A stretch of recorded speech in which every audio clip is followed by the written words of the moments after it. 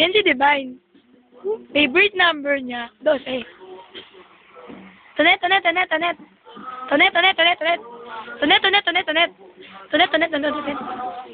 Ayaw niyo umarap. So, tayo nga harap. Siya si Antoinette. Pokpok. Favorite number niya, ewan ko. 16. Dami niyang crush. Pero, hindi daw ko siya ng isa niyang boyfriend. Yun ulit si Divine. Balik ka, Divine. Siya si Nadine. Mukhang ba? Siya may-ari ng bahay na to. Laki ng bahay. Okay. At, ako si Laika. Yours truly like a Kiamko. And yours truly, Laika Kiamko. Yan ang aming document. Ito ang aming documentary na Quarto Witness.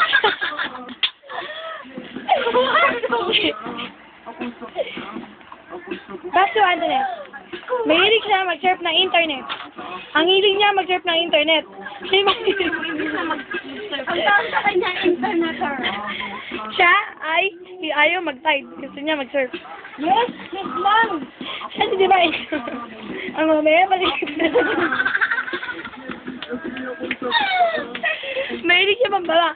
So, kanin mong maigi ang kanyang baba. Parang vertex. Kapit-bahay niya lang si Nadine. Nakwatsero siya. Tinan mo, iba tayo talaga, Pokpok. Bakit may-ari ng bahay? Ang may-ari ng bahay ay si Nadine. Tinan mo. Nakikita niyang maigi ang kanyang kili-kili. Okay, once again, tawa. Sabi ko sa'yo eh. Ah, diba? Mula, ikaw lang. Back to Divine. Si Divine, mahihaing gago. Pero pagtapos ng iya, kapal ng mukha. Ano kinantay niya kanina? Siya si Antoinette. Mahilig talaga siya mag-surf ng internet. Pag nag-surf na siya ng internet, siya ay nagsasurf na. And back to me. Yours truly, Laika. Already is set on the proportion vertex of this linear equation. 75 minus this vertex. Okay, this is, wait, this is the vertex, there's the vertex, and then this is the altitude of 16, pi square equals 2, equals divine. Manood tayo ng internet. Laki ng bunga nga. Ang na ang wako. Diba, ang kadiri, nakakaan ng galing. Ano naman? Ang cute naman niya.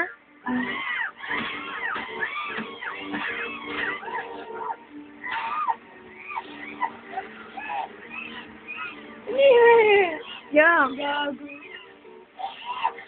Parang gago. Bakit hindi pinapaan niyo sa baka?